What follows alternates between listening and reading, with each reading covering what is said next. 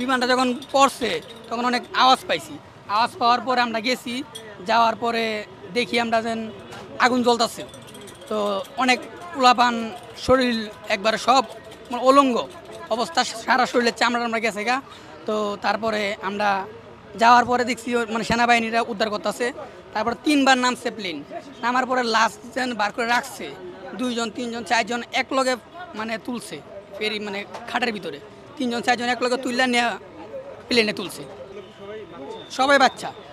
এরপরে গার্জিয়ানও ছিল, বাচ্চাদের গার্জিয়ান স্কুল ছুটি দেওয়ার টাইম 1টা বাজে স্কুল ছুটি দিচ্ছে, ওই টাইমে সবাই গার্জিয়ান গেছে, তো গার্জিয়ানও মারা গেছে। স্টুডেন্টের যে গার্জিয়ান তারা আসছিল তাদেরকে নেওয়ার জন্য, তারাও মারা গেছে। স্কুল সবাই ছুটি দিয়েছে, ছাত্ররা বাইরে আছে। এই মুহূর্তে যাই ওটা ওই জায়গায় পড়ছে। আমার দোকান থেকে যাইতে সময় লাগে 2.5 মিনিট প্লাস 3 মিনিট সময় লাগে।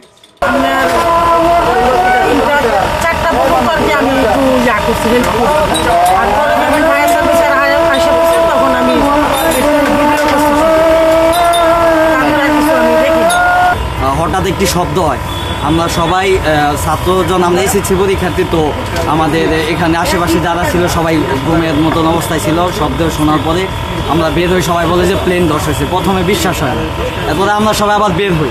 বের হওয়ার পরে ক্যাম্পাসের মাঠে ঢুকি। ওটা ওই যে হাই স্কুলের একটি অংশ ছিল আমাদের ক্যাম্পাসে, ওখানে হাই স্কুলের শুধু বাচ্চারা ছিল, 5 থেকে 7 বছর বা 7 থেকে 10 বছর পোলাপানের। ওই সময় প্লেনটা যে পড়ছে ভাই একবারে সোজা ডাইরেক্ট সরাসরি পড়ছে সামনে।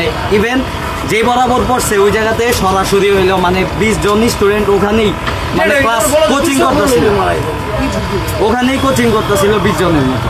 ভলেন্টিয়ার আসছিল, তারাই করছে। আমাদের কলেজের যারা ছিল তারা হেল্প করছে, আমরা ছিলাম, আমরা অনেক সাহায্য করছি, আমরা সবাই ছিলাম।